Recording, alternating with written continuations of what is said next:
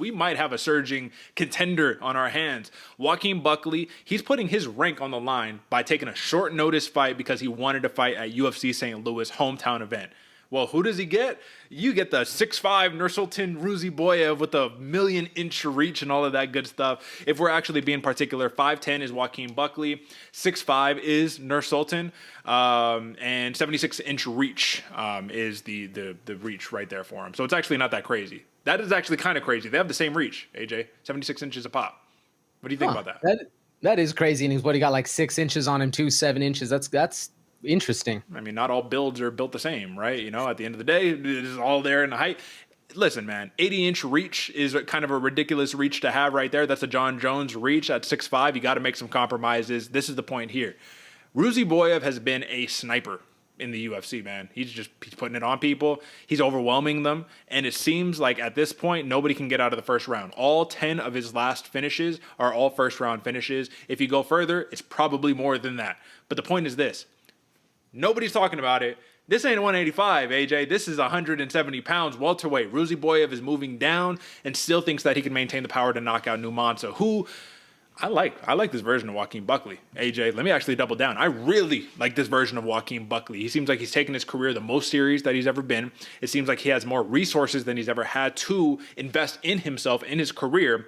And this is a man who is no longer just kind of a swing and bang type fighter. He'll wrestle you. He'll get in the pocket. It's not just one shot capacity that we're looking for. Joaquin Buckley is a true mixed martial artist that he's shown at the highest levels.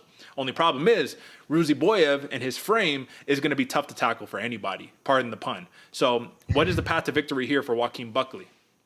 Man, Joaquin Buckley, I think I doubled, or if you're Joaquin Buckley, you double down on what you're just saying, Derek. Being that smart, more intelligent fighter, finding the moments that you're able to do. Because Joaquin Buckley, man, he can do it all. He's really polished up his game, and he's good on the front foot. So if you can bully up Ruziboev a little bit, get him pressed up, get him looking for something that he hasn't seen, right? Feeling the pressure a little bit, close that distance and get to work. I mean, if you're going to stand on the outside and just trade with Ruziboev, man, you're on the end of those shots. You're going to be feeling it.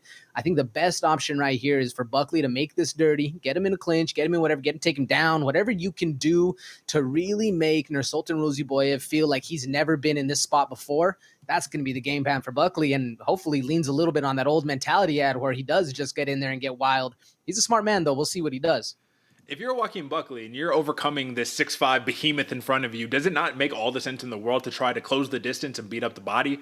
I feel like that's not an approach a lot of people take when it comes to these long, tall fighters. What are they going to be trying to do? Headhunt, and they're going to be guarding up and all that stuff. What does that leave open? Midsection, rip them to the body. I don't want to give Mike Tyson analogies or impressions here for Joaquin Buckley, but he does have that peekaboo style, right? Getting in, that's one of my biggest concerns too, man, because it takes a lot of energy to use that style to close that distance. And again, distance management has been a key factor for Ruziboev. So AJ, real quick, one thing that I did want to do is I wanted to pull up Ruziboev's record, and I just want to take a look one more time, man, because I'm going to say it, I'm still not convinced. I'm not convinced that this dude is the truth at the highest level. But if you look at the last 2 wins, Bruno Ferreira, arguably one of the best victories on his entire career, starts them, man. First round, just hit him with a clean shot, got him out of there. This one should have an asterisk on it. But if you watch it back, the momentum was totally in his favor. It should still have an asterisk given that he poked the dude in the eye, he turned away, and then he knocked him out. And the ref was like, all right, well, that's a knockout. So how much credit do you give this Dumas victory for Ruziboev? Are you saying through and through, listen, man, that was an impressive showing? Or are you saying, listen, if that fight would have went longer, maybe we would have gotten some answers to our questions?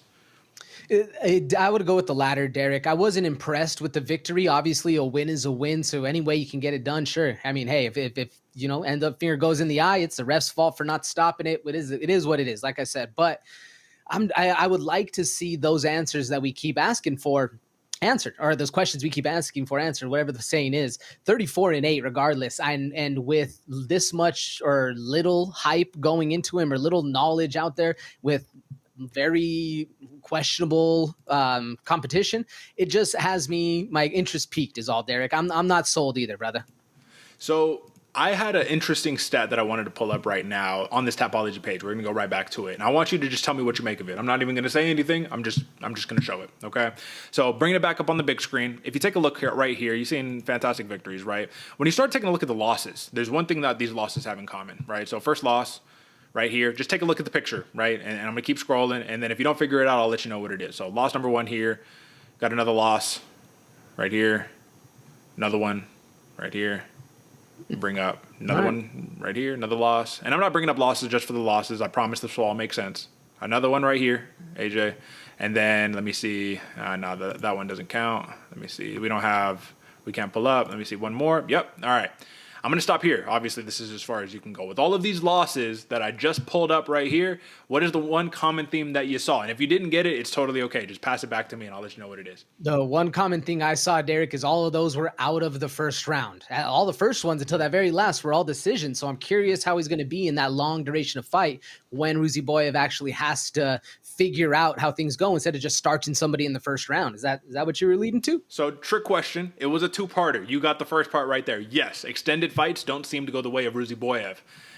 Folks, I'm going to solo myself out so I can look you dead in the eyes and let you know. All of these losses came at welterweight. What does that tell you right there? So let's pull the big screen back up and take a look, man. You sort through it. Welterweight loss. Well, that doesn't count. That's not what I'm talking about. Right here. That's a middleweight loss. Welterweight loss. Welterweight loss. Welterweight. That's all that I'm saying. And the reason that this is impactful, because you might say, well, why does that matter? That was so long ago.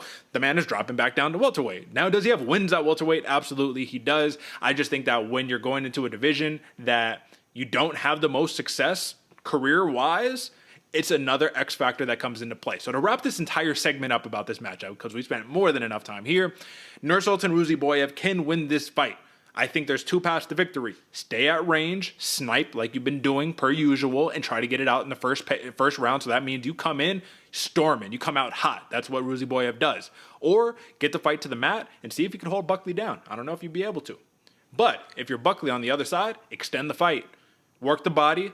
Kill him with the power. Kill him with the speed. Plus 100 is a TKO prop. Do you roll with that?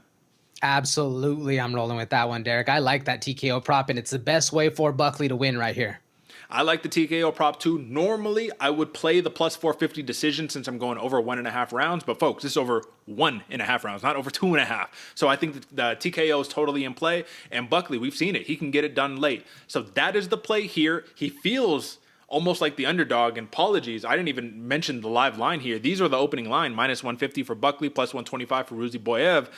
If you look at live right now, minus 135 Buckley, plus 115 Ruziboev. All that means is that it's trending in favor of Ruziboev. So with that being said, I think that this is a value play. Joaquin Buckley, again, you do not get Buckley at these prices, minus 135. Let's cash that one all day. But give the people the final call before we jump out. What do you take? Do you take the minus 135, or are you just hammering the plus 100? I'm actually taking the minus 135, Derek. You're right. You're not getting Buckley at these odds ever again. TKO might happen, might not. I like the money line a lot. Fair play. New Mansa for the victory. That's a Bloody Water Podcast consensus pick.